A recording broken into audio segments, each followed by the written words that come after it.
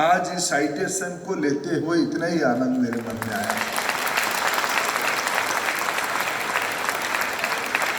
Being a student from Odisha, once I had a dream, काश मैं भी एक्सेलरे का स्टूडेंट हो पाता। मैं आज इतने दिनों के बाद, after so many decades, I am here with a student spirit। मैं आप सभी का आभार प्रकट करता हूं, आपको धन्यवाद देता हूं। और आप, जैसे मैंने कहा, एक शुभ अवसर है। पिछले ही साल आपकी प्लैटिनम जुबली सेलिब्रेशन की इनॉग्रेशन हुआ था और आज इसकी कंक्लूडिंग डे है तथा डिस्टिंग्विश्ड एल्यूमिनस का भी आज गेट टुगेदर है। और आप सभी लोग फॉर्चुनेट हो, सौभाग्यशाली हो, देश की सबसे पुरानी बी स्कूल की आप स्टूडेंट हो, मैनेजमेंट इंस्टीट्यूट के आप स्टूडेंट हो, और जिसकी सपना किसने देखा? जामशेदजी और स्वामी विवेकानंद के बीच में 131 साल पहले जापान की योकोहामा से कनाडा के वैंकूवर जाते हुए जो लंबी जर्नी हुई थी, उसमें दो बड़े लोग जब मिलते हैं कुछ चर्निंग होती है। उस चर्निंग में एक आज की जामशेदपुर ही निकला था, स्टील निकली थी। भारत में आज हमारी गौरव है, नरेंद्रन जी आज ग्लोबल स्टील फोरम की चेयरमैन है। यह एक देश की उपलब्धि है और जामशेदपुर बना इसीलिए एक्सेलरे बना। जामशेदपुर नहीं होता तो शायद एक्सेलरे भी नहीं होता। तो इसकी जर्मिनेशन बहुत पुरानी है और बहुत बड़े लोगों के द्वारा हुई है।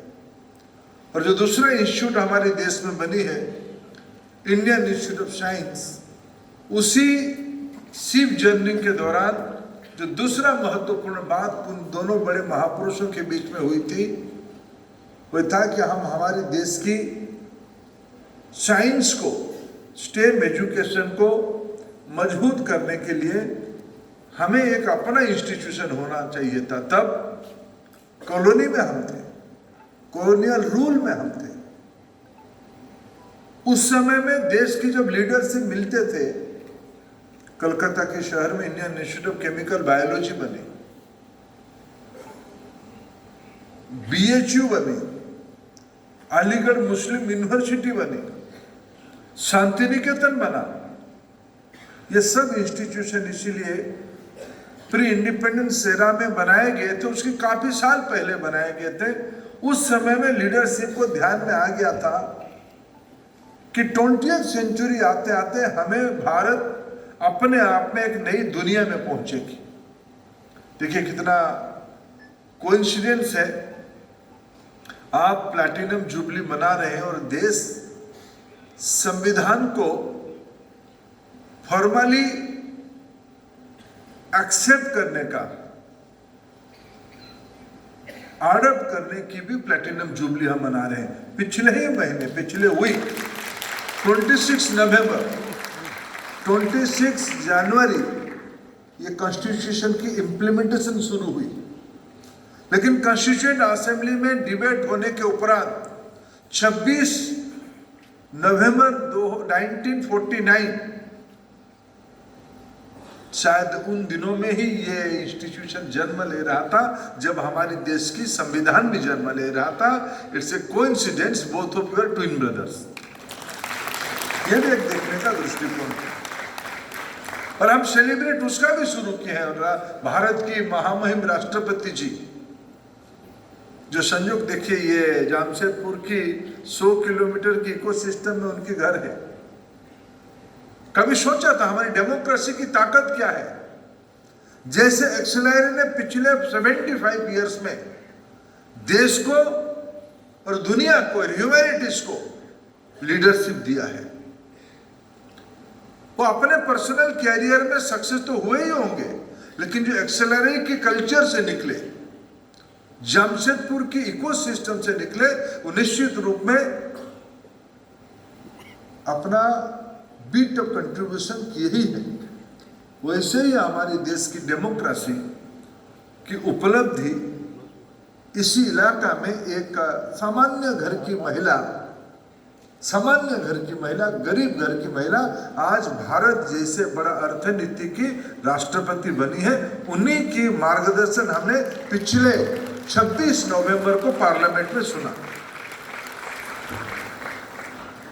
मित्रों, आज हमारे देश एक नई फेज पे चल रहा है। मैं इसीलिए इसको, I am a student of social science and I am very much into history of our civilisation.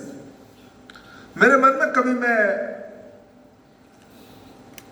राजनीति में तो अभी जीत ही रहा हूं, कभी हारी जाऊंगा तो स्टोरी टेलर ही बन जाऊंगा। और मेरे को कंटेम्प्ररी कॉन्टेक्स्ट बनाने में मेरे को बहुत एक समझ आती है, मेरे को आनंद लगता है। मैं इसीलिए विषय कह रहा हूं। देखिए, 100 साल पहले हमारे देश की स्थिति क्या था। Today we are in the mid of the industrial revolution 4.0। मैं जब स्टील मंत्री था, मैं नरेंद्र जी की इनविटेशन से जमशेदपुर, मैं से बचपन से जमशेदपुर आता हूँ, और मैं जमशेदपुर को जब आता हूँ मेरे मन में पॉजिटिविटी बढ़ती है। जमशेदपुर की जो इकोसिस्टम को देखता हूँ तब मैं सोचता हूँ कुछ तो होगा भाई। बिहार जैसे राज्य में, बिहार जैसे, मैं 30 साल पहले पहली बार जमशेदपुर आया, तब मैंने जमशेदपुर की जो जुस्को इलाका में घूमा, तब मेरे मन में आया कि इस देश में कुछ ना कुछ तो हो सकता है। अगर बिहार में जमशेदपुर बन सकता है तो देश में एक दिन जमशेदपुर कल्चर आ ही सकता है, यानी क्लीनलीनेस आ सकता है, गवर्नेंस आ सकता है, सर्विस आ सकता है। इसलिए मैं जमशेदपुर को कई दृष्टि से देखा हूँ। मैं जब स्टील मंत्री था देश की, तब मैं आया था जमशेदपुर। तब मैंने, एक मेरे सोशल फैमिली फ्रेंड थे, मैंने उनको सब गपशप, वो रिटायर्ड हो चुके थे, मैंने उनको थोड़ा गपशप कर रहा था कि कैसे क्या है, आप कहाँ रहते हो, क्या चल रहा है, टाटा कैसे काम कर रहा है। उन्होंने कहा कि आप, वो यूनियन लीडर थे, जैसे हमारा सरदार जी यूनियन लीडर हैं। उन्होंने कहा कि हम तो यूनियन करते थे। बोले यूनियन कैसे चलता है? बोले यूनियन यहाँ टाटा की एक मटेरियल मैनेजमेंट जैसे डिपार्टमेंट है। मैं उसकी राज तब से खूब ढूंढ रहा था, ये मामला क्या है। गुड इंडस्ट्रियल रिलेशनशिप अच्छी बात है, यूनियन के अर्थ अग्रेशन ऐसे कोई जरूरी नहीं होता है। कॉन्सिलेशन, निगोशिएशन, डायलॉग ये डेमोक्रेसी का हिस्सा है। लेकिन एक यूनियन लीडर कहे कि भाई हमारे वहां तो union, personal, finance, material management, marketing और यूनियन, तो मैं चाबी ढूंढ रहा था कैसे ऐसे हुआ। शायद मैं एक्सेलरी तब आया नहीं था। एक्सेलरी की कुछ निश्चित रूप में कंट्रीब्यूशन होगा, क्योंकि इसकी जो इंसेप्शन हुई थी, उसकी जो शुरुआत हुई थी 75 साल पहले, उस प्रकार की कुछ आवश्यकता को ध्यान में रखते हुए इसको सोचा गया होगा। सक्सेसफुली ये अपना काम किया है, बियॉन्ड टाटा गया। अभी तो नरेंद्र साहब दुखी है कि इसमें जो नई पीढ़ी आते, जो एस्पिरेशनल एक्सेलरी के स्टूडेंट्स आते, ये टाटा की ओर नहीं दिखते हैं। उमंग बदल चुका है, नई पंख भी लग चुके हैं। स्वाभाविक है, यही हमारे लिए as a society we must feel proud we have moved away in the right direction. हमारी जर्नी ठीक रास्ता पे। हमारे बच्चे, हर एक बेटा पिताजी को एक आयु तक आइडियल मानता है। उसको लगता है मेरे ही पिताजी दुनिया के सबसे आइडियल व्यक्ति है। जब थोड़ा वो बाहर जाता है, कैंपस में जाता है, उसको कहता है मेरे पिताजी एवरेज आदमी है। जब थोड़ा आगे बढ़ जाते हैं, उसको लगता है कि पिताजी को कुछ समझ में नहीं आता है, कुछ कहता नहीं है। शादी होने के बाद कहता है कि पिताजी तो बेकार हो गया, कुछ नहीं। My father is a mediocre. वो अपने बच्चों को सुनाता है, उसकी बच्चा एक दिन उसको भी ऐसे कहता है। ये तो सोसाइटी की जर्नी है। इसलिए हमारी जो एक्सेलरी की स्टूडेंट आज जमशेदपुर कल्चर से ग्लोबल कल्चर में जा रहे, ये बहुत ही अच्छी लक्षण है, ये हमारा देश के लिए शुभ है। मित्रों, आज हमारा देश कहां खड़ा है? Today we are implementing national education policy 2020। मेरा सौभाग्य है, मैं पब्लिक पॉलिसी की भी विद्यार्थी रहा हूं। मेरा रुचि रहता है कि हमारी डेमोक्रेसी में, हमारे देश में वी आर इमर्जिंग इकोनॉमी, हमें बढ़ते हुए अर्थनीति, हमारी सौभाग्य है जो पीढ़ी हम लोग यहां बैठे हैं, आने वाले 2-3 साल के अंदर हम दुनिया के नंबर 3 इकोनॉमी बनने वाले हैं। जब एक्सेलरेट शुरू हुआ था हमारी गिनती नहीं होती थी, never counted in those days. Today India is the traction point.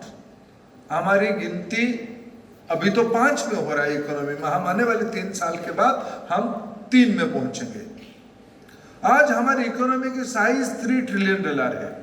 आने वाले 3-4 साल के अंदर ये $5-6 ट्रिलियन तक पहुंचेगी और 2047 तक हमारी economy size will be $30 trillion.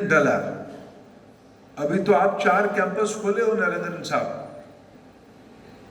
अभी आपको तो उसमें कुछ करना पड़ेगा।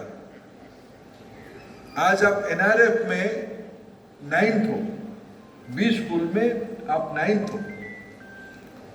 देखो, ये कोई मेरे को बुलाए नहीं, नरेंद्र जी मेरे मित्र है, लेकिन मेरे कभी होता है जब अच्छे क्रिकेट मैच होता है 5 जुगाड़ करना पड़ता है। अभी कोई अच्छा म्यूजिक प्रोग्राम होता है तो वहां का फ्रंट रो की 5 जुगाड़ करना पड़ता है। मैं तो 5 जुगाड़ ही कर लिया हूँ। एक्सेलरेट में एक इन्विटेशन ऑर्गेनाइज करवाया, ये राणा सिन्हा जी मेरे को मिलने के लिए गए थे, उनको थोड़ा मैंने नाराजगी, फॉल्सली नाराजगी दिखाया। अरे अच्छा आदमी हो, मैं देश की शिक्षा मंत्री हो, एक्सेलरेट वाले मेरे को कोई बुलाते नहीं हो, वो कुछ मौका नहीं है मेरे को, चलो आइए हमारे वहाँ फंक्शन होगा, आप आ ही जाइए। मैं मानता हूँ मैंने थोड़ा अच्छा काम किया था, आपने मेरे को यहाँ से इन्वॉल्व किया। मैं आपको कहने आया हूँ, दुनिया में आने वाले 25-30 साल में क्या होगा। 20th सेंचुरी की 3rd डिकेड में क्या हुआ था, देखिए। हमारे देश में, हमारी दुनिया में जब इंडस्ट्रियल रिवॉल्यूशन हुई, I am talking all this thing in A producing city, एक मैन्युफैक्चरिंग सिटी। हमारे देश की पब्लिक पॉलिसी की दृष्टि से देखो, पहला क्लस्टर ऑफ इंडस्ट्री कहीं आया तो जमशेदपुर में आया।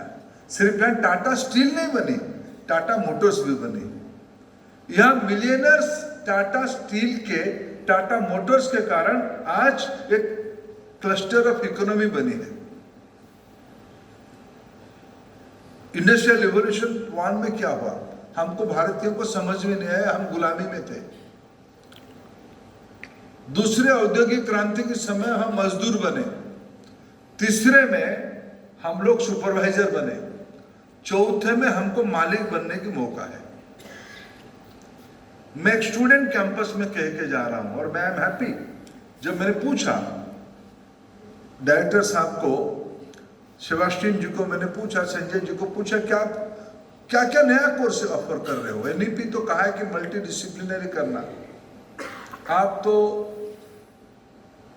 HR कोर्स चलाते हो, B स्कूल, मैनेजमेंट स्कूल चलाते हो, आप एक इनोवेशन एंड एंटरप्रेन्योरशिप कोर्स चलाते हो।